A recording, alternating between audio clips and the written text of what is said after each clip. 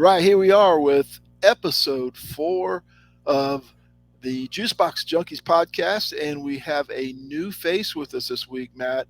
Matt Kunkel joins, but also a new face, Joe Fernandez, your first What's time on the podcast. You do write for Climbing Taos Hill like the rest of us. We are mm, so happy to have you here with us. Where are you yeah, man? coming to us Thanks. from?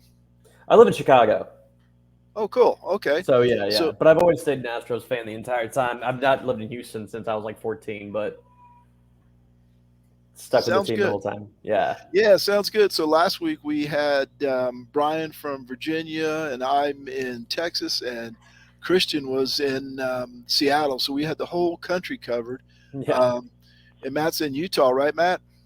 No. I'm actually in South Oklahoma, or otherwise known as Dallas. I'm up Oh, in Fort Worth area, so I had I'm no in idea. I'm in enemy territory. I'm a nomad. I'm all over the place, Marty. Cool. That's good to hear. All right, we're going to talk today. We're going to start off talking about a lockout update, and I don't know about you guys, but I'm a little frustrated. And for the first several episodes we've put most of this blame on the owners, right? The hmm owners haven't budged much, they haven't done a lot. But there was a piece in the Athletic the other day about the players have upping their offers or by tiny increments also. They're doing very similar to what the owners are doing, right? They're not they're miles apart, and instead of coming 5 miles on one way and five on the other, it's like one on the owner side and the players are saying no, not good enough. So where do we stand in this lockout in your opinion? Is it all on the owners? Do the players bear some responsibility? I mean, this is ostensibly supposed to be a negotiation, not a one-sided here's our offer. No, you're supposed to negotiate and come in the middle and meet in the middle or close to the middle. So Matt, do you still think this is all the owners, or do the players bear some responsibility? I wouldn't say it's 50-50.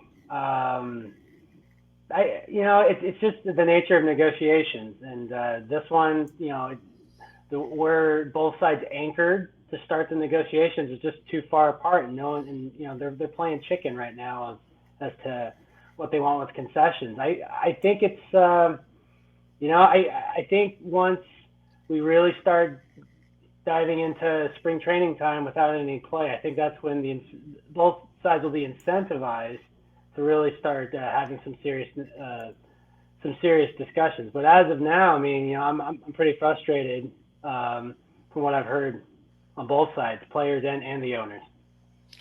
Yeah, me too. And they've blown past the pitchers and catchers report date, or yeah, pitchers and the report date for pitchers and catchers. And so those days you're talking about are coming up soon, or at least a deadline to start the season on time is 10 days away, maybe. Okay, Joe, what's your take? Do the players bear any responsibility for the lack of progress, or is it all on the owners? Well, yeah, it doesn't seem. I mean, the biggest thing I was reading about was that I guess the arbitration pool, where owners have gone from 10 million to 15 million, and the players still want it at like $100 million for a Yeah, bonus.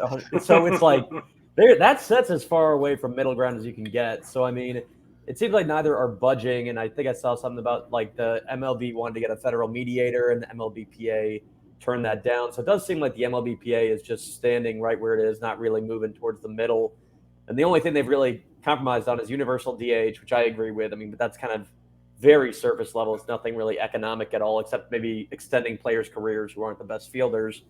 But beyond that, it doesn't seem like I can't imagine the season starts on time. It still seems like there's not any kind of anywhere like they're not even in the same vicinity, or not to use a pun, but in the same ballpark in terms of what they want. yeah.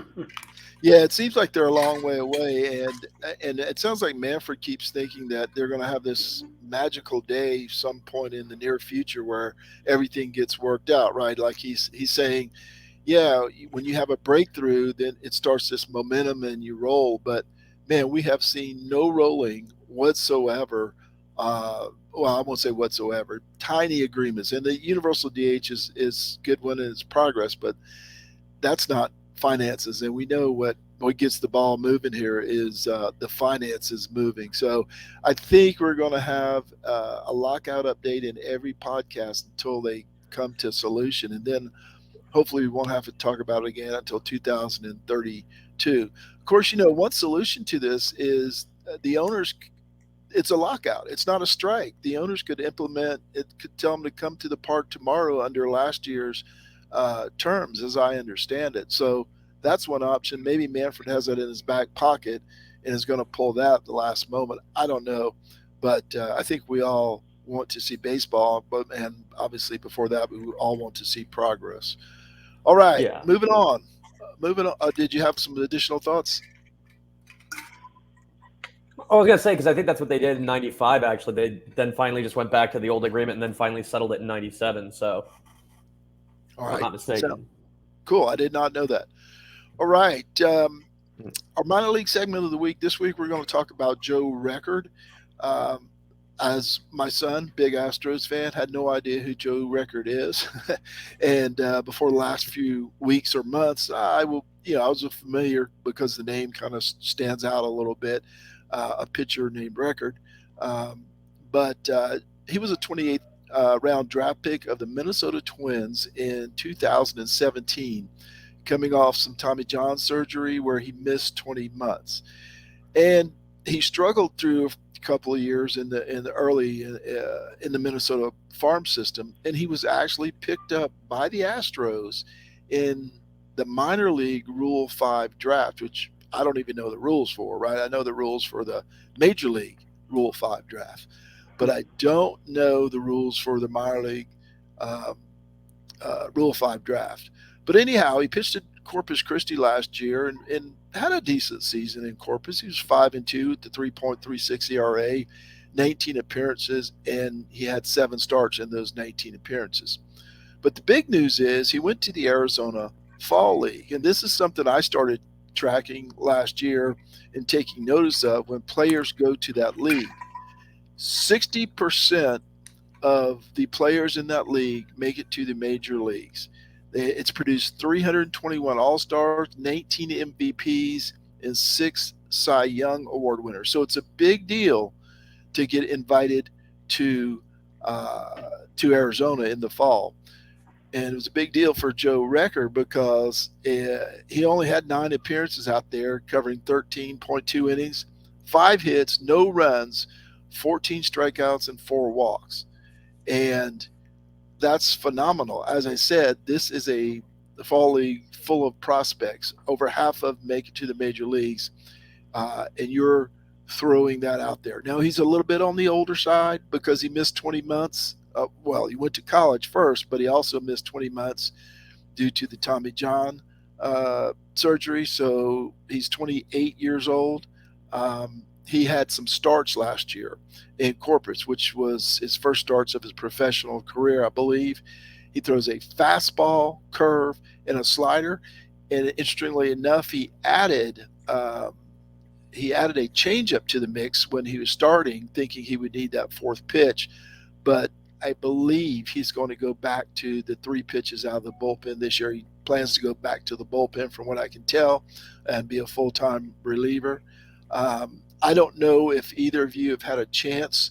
It's not clear where he's going to start. Of course, they're going to start soon, the minor leaguers, where it's going to be AAA Sugarland or AA Corpus. Matt or Joe, have either of you had a chance to do any research on Mr. Record? Well, it was kind of funny because. Oh, sorry. Go ahead, Matt. No. You beat me to it, man. Go ahead. Well, I was gonna say it's funny because you said when he added his changeup, it seemed like that's when his also numbers took off. Because you said it was it last season, right, in AA? In Corpus, yeah. In Corpus, yeah, and that was his best year by far. Because you look at his numbers before that, and it's it's kind of ugly, especially I guess in the A level anyway for sure. But then in AA, 5-2 with a 3.36, 19 games, 7 starts. But you said that was when he added that changeup, right?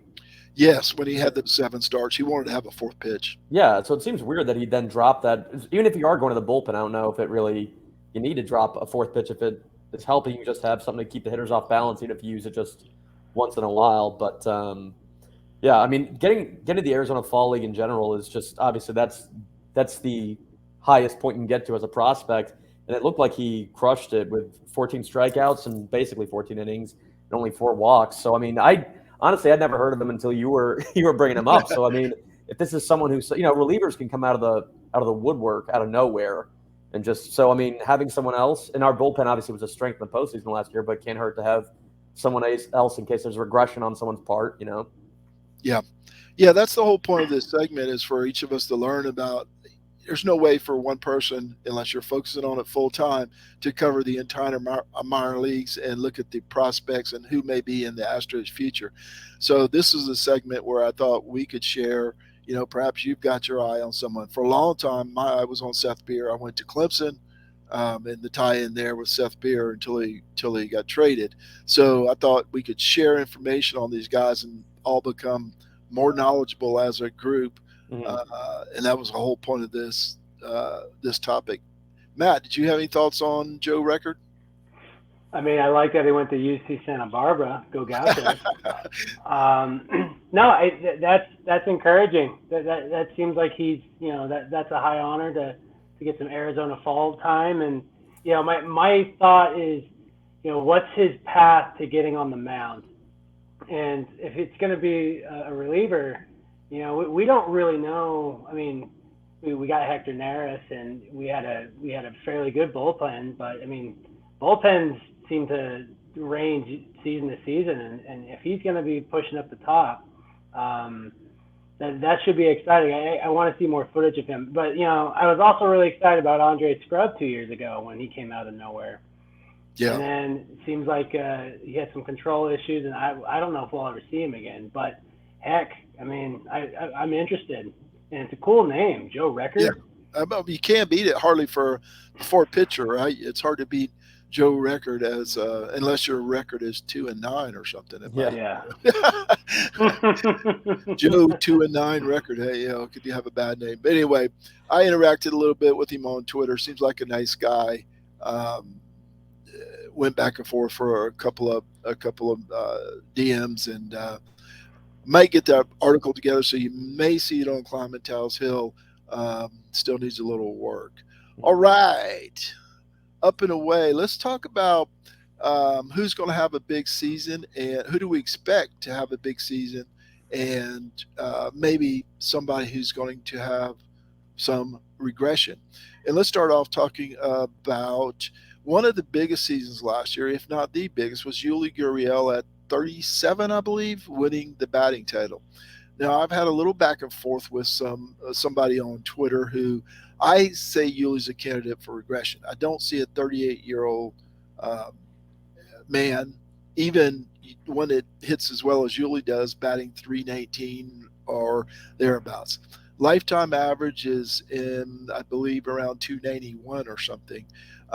This guy on Twitter, I can't remember his name right now, continues to throw out and include his stats in Cuba. And that's not the major leagues. Very good league, one of the top leagues, but not the major leagues.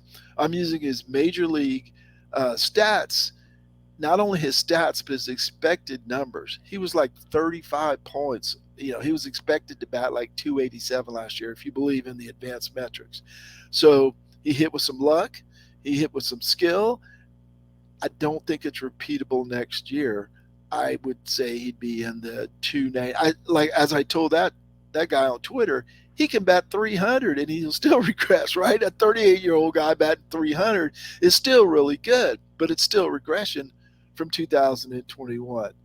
Joe, what's your take on Yuli Gurriel's prospects for 2022? Well, I mean, that's kind of exactly the point. Like, he may regress, but just because you hit 290 doesn't mean you're having a bad season, And because he has good bat-to-ball skills at the age of 37, he still can put the ball in play, which is enough to get you on base rather than striking out. It's not like he's a power hitter like an Adam Dunn type. So, I mean, the fact that he has very good plate discipline, I mean, they haven't talked about how the difference from 2020 to 2021, I think it was Correa who commented on this, saying he was way more selective and as a result was able to put harder contact on the ball. And if he just keeps that same approach, there's no reason why, even if he hits 280, that's a 40-point drop. And that still would be a lot of production coming from your first baseman. He doesn't need to hit for a lot of pop necessarily with Alvarez, Tucker. If he just gets on base, puts pressure on the pitcher, raises pitch counts, that's his job. He's not supposed to be a big bopper. I mean, he's the batting champion and he hit 7th. So, yeah, he may regress, but he'll still be. I mean, but 2 things can be true. He'll regress and he'll still be productive. Well, if it makes you feel any better, this guy I was talking to had Yuli Gurriel as his Twitter picture. So he's obviously a big fan of Yuli Gurriel. Matt, your take on Yuli's 2022 prospects? I mean, it's low-hanging fruit to pick one that's going to regress. I mean, he was the batting champion, and he's 37. I mean, what's the sample size of guys that hit that well into their late 30s? I mean, you could use Bond, but we kind of know, maybe we know why he hit well late in his 30s. I think he's going to have some regression. I have a hard time thinking he's going to hit 330, but I don't think he's going to. I don't think we're going to see the version that we saw in the 2020 playoffs where he looked dead and he couldn't get. I think he was in what did he hit, like 0.79 during the playoffs? It was rough to watch. I don't think it's going to be anywhere near that. I think he's going to regress a bit, mostly because I just think it's hard to replicate where he is in the lineup, and I don't think he's going to be able to play 160, 150 games. I think they're going to rest him a little more as well. Makes perfect sense. And guys, I had breaking news here on the podcast. My son has texted me and said, meeting tomorrow between MLB and MLB PA. The PA is prepared to make a counter offer tomorrow. Oh, okay. Offer tomorrow. So breaking news. That kid is all over this, man. Give a 15-year-old a phone and he's breaking news on the podcast. Yeah, that is really good news. Okay, next up, let's talk about Yordan Alvarez. Now, I'm of the opinion he is underappreciated by Astros fans. I don't understand how. A couple of weeks ago, I did an article on the Astros in the top 90 that were in the top 90th percentile of offensive statistics. I mean, the guy crushes the ball. He drives in runs. He hits home runs. This year, hit a little bit in the playoffs, not so much in the World Series, but the Astros as a team didn't hit so much in the World Series, right? He wasn't the only one. When I posed that question to Twitter again, that's what basically somebody said. I said, well, heck, he wasn't there in 2017, so he couldn't have done anything in the playoffs. And while he didn't have, I think it was a great World Series, or was it the first series? He had a bad series in 2019 in the playoffs, but then he came right back and was much better in subsequent series. Hit a home run in the playoffs this year. But I can't believe he's not more beloved. And I'm only judging this by the interaction on the articles I get when I write about him and the responses on Twitter. Just doesn't seem like he's a big name, that he's underappreciated. I mean, the guy batted 287 or whatever with 34 home runs and over 100 RBIs, and they're like, oh man, well, he didn't hit 40. He didn't hit, he didn't do this. He didn't do that. I think part of it is that, like I said, he wasn't around in 2017, but, of course, neither was Kyle Tucker. But neither here nor there. I think Yordan's about where he's going to be. I don't expect him, because of his legs and his knee issues that he had, to leg out many hits or bat 300 or any of that. I expect him around 280, 285, 35 home runs, 110 RBI, somewhere like that. Joe, your take on Alvarez? Well, what I'm surprised by is that Baseball Reference projects him at 27 homers and 87 RBIs, which seems low, considering he just came off an over 30 homer, over 100 RBI year. So yeah, I didn't even know Astros fans didn't appreciate him, because I love him. I think he's really talented. Obviously, they talk about how he has a lot of similarities to David Ortiz. He has power to all fields, but also we saw in that ALCS, he can hit lefties. I mean, he took Chris Sale the opposite way, I think 3 times in one game.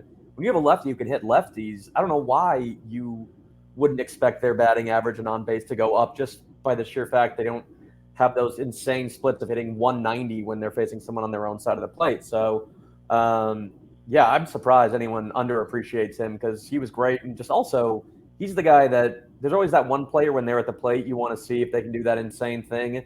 And he's the one who will hit it to the upper deck. He's like No the doubt. closest thing you are Bo Jackson on our team. There's always that kind of Bo Jackson-esque plate appearance that you're looking for to see. Like, he had a line drive home run over center field. I forget who we were playing. I want to say it was the Royals, but it was one that it got out of the park so fast that it was just because it looked a little bit like a line drive to the center fielder off the bat, and then it just went 440 feet, and it was just unreal. So, yeah, I'm surprised by the projections for him. I would put him at 30 homers and 100 RBIs again, unless injuries or something. But beyond that, I don't see why he couldn't replicate last year.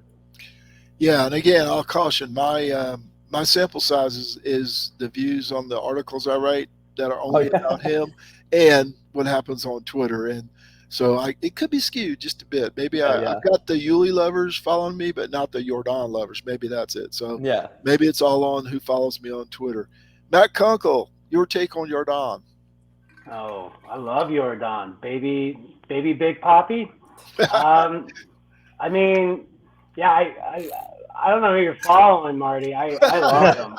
He's the one guy. I mean, I like watching all the Astros. I get excited when he's up at the plate because I just think he's gonna hit like a Giancarlo Stanton line out or line drive home run that leaves the park in 3 seconds. And I like that he can hit lefties, and he showed it in the ALCS. And maybe there's some bias against him because he does strike out a lot. He goes through these phases where he's striking out like Chris Carter. But heck, he has those phases where he's hitting everything. And then you look at his splits. He really struggles with the breaking balls, and I mean he's not terrible with them, but I think he's going to get better. I think if he just slightly drops that strikeout rate, I think he's around 24% for his career. If he gets it down to 20, there's no reason for me not to believe he's going to be over 30 home runs and flirt with 100 RBIs or more. Yeah, I don't know. I think it's part of it, and I think part of it was he wasn't around when they won the championship, so there's not that nostalgia. But as I mentioned, we're going to get to the next guy who wasn't around then either, and fans love him, Kyle Tucker. He can do no wrong as far as the fans go. Now, not when he was batting 162 that rookie season. I gave up on him. I think I mentioned this on one of the other podcasts. I was ready to trade him, do whatever. He couldn't hit anything. He looked horrible. And my son reminded me of that, by the way, about halfway through last year. Fantastic. And there's still room for growth here, right? Good numbers all around, average homers, exit velocity, all of that thing. And outs above average, by the way, in right field. He was good defensively too.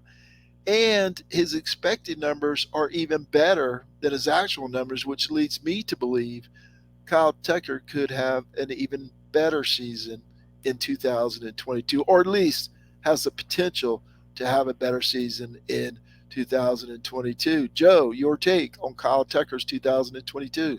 Well, I agree with that. And I'll say in April, I was one of the few pro-Tucker defenders because of his exit velocity and expected batting average. He was lacing the ball. It was just going right at people. He had terrible luck in that first month in April. And then I think from May 1st on, he was up there in terms of wins above replacement or like just the best batting. I think he was like third behind Shohei Ohtani and Vladimir Guerrero Jr. in terms of his offensive production or something insane like that. He was he would have been in the MVP conversation if it hadn't been for a terrible April. But yeah, he can. I mean, the fact that he's a possible candidate for a better season is, that's kind of astounding considering how good a season he already had. It's just that terrible month of April really dragged what could have been a monumental season even higher. But yeah, I mean, the other thing I like about him is that he seems pretty relaxed at the plate. I mean, he just, no matter what happens, even if he gets a bad call, you don't see him really flip out. He just kind of puts the dirt on his hands and goes back in, which I think is kind of huge, especially if we do lose Correa, we need someone who has that cool factor. Not that the other guys don't, but Kyle Tucker just seems completely unfazed. It doesn't seem to go, other than that April, I don't think he had very inconsistent wasn't as streaky as say Yordan was. So maybe I'm not remembering correctly, but it seemed like he was really consistent. No, I think you're absolutely right. I think he was really consistent through the summer. Um, that April may be where those expected stats come in of him having a better, potentially better 2022 than he did 2021. That's incredible to think of, as you mentioned, that he could be even better and theoretically be one of the few people that ever live up to expectations, because Yeah. sometimes the expectations are really unrealistic, and that's what I was concerned they were for him initially. They were uh, just unrealistic. How's he going to do that? Well, he showed me last year, and I'm glad to put my hand up and say I was wrong, because I was completely wrong, and I gave up too soon.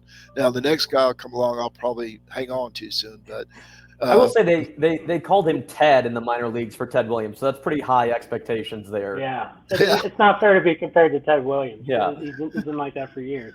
Well, and it also shows they called him Ted for a reason. That's what last year showed us. Uh, your take, Matt, on Kyle Tucker's potential in 2022?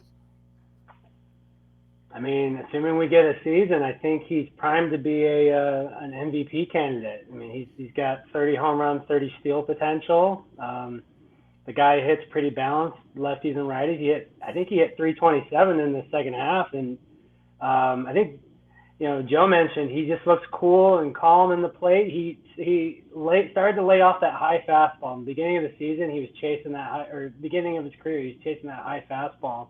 He just looked very calm. And I like that he can hit the opposite way. I love that he can run the base pad better than probably anyone in the league. I mean, I'm over the moon for him. I told you on a previous podcast, Monty, I went and saw him in Las Vegas, and I thought he was going to be the next MVP for the Astros. So I'm going to ride that ticket. You could be right. You absolutely could be right on that. Now, this next guy we're going to talk about may be a little depressing, but he was on the list, so I included him, and hasn't signed anywhere else yet. So Carlos Correa. I'm more going to miss the defense, to be honest with you, because he's spectacular defensively, and sure, I'll miss the offense and the 27 home runs. Somebody will replace him and hit 12. I think Pena was planned to hit 12, and Diaz, if that's what it works out of Pena Diaz, they'll probably hit 20 between them. Don't know if they'll be as majestic, and I do know they won't be the same in the field, though Pena is known for his fielding on the major league level as a rookie. Temper your expectations, I always say. So it will be different, and without Carlos Correa. But given that, let's talk about Correa for a minute. If you guys have any thoughts on where he would sign and what kind of year he's looking at in 2022, share them. Joe, go ahead. I mean, I think the biggest thing the Astros are going to miss from him is just his leadership. I mean, all his numbers are great too, but it's just I think he took on the brunt of the villain role during the sign stealing, and even though Altuve got the worst of it, even though he didn't participate in, I mean, it's just that we can talk about that for days, but Correa, he was willing to be the bad guy for the team and put it on his shoulders and had no issue with that. And I do worry about the Astros next year missing him as the, at least trying to take on the mantle of the most hated Astro. I don't know if Bregman or Altuve has that same. I mean, Bregman did have it, but it seems like he, confidence-wise, isn't the same as Correa. I don't know if that makes sense, but it felt like different energy. Yeah, definitely. Bregman felt more affected by it, and Correa just knew who he was. And I think he oddly could go further next year. Like his season next year could be amazing, because it seems like the biggest knock against him he figured out, which was health. He was able to be healthy for a full year, and when he's healthy, he's phenomenal. So I mean, the only thing you can knock him for really is that. And if he's figured that out, back issues, whatever it is, then he could have an even better year than he did last year. I mean, defensively, there's no way for him to have a better year. He won the Platinum, but it's crazy. And I know people have said the Tigers. I hate it, but I keep thinking the Yankees, if for no other reason than they want. There's pettiness that I think Aaron Judge. I don't think he actually believes the buzzer thing. I don't think any of the Yankees believe the buzzer thing. I think they like sticking it in the eye of the Astros because they know that they have kind of more the mainstream sports journalism on their side in terms of no one's going to step up and say that's been debunked, this, that, and the other. So I think the Yankees front office will want to win at all costs. The Astros have been a thorn in their side, and I think Yankee fans will forgive Correa in the span of 3 days if he plays well. You know what I mean? Like it's like they wouldn't care. So yeah, I was going to say in the end, the winning trumps pretty much everything as we've seen in it, not just baseball but all sports. Matt, your take on Correa? I mean, I love Carlos Correa. I like that. He took the mantle of leadership when the team really needed it, and we're going to miss his leadership. We're going to miss his defense, and yeah, I mean, I think you're right, Joe. I'm leaning towards Yankees. I've heard a lot of stuff about maybe the Cubs. I don't know if they're thinking that way. Tigers. I read everything about how they always want to join up with AJ Hinch, and I think he's going to have a good season. I mean, he's in the prime of his career. He stayed healthy. He's got a lot of power. But I guess my counterpoint would be, look at some. He's going to get a big contract. Look at some of the recent players that cashed in on a big contract. How was that first season? Lindor, Anthony Rendon. Oh gosh, Harper struggled a bit too, didn't he? Yeah. First year? It's hard to you can't really ignore once someone gets paid.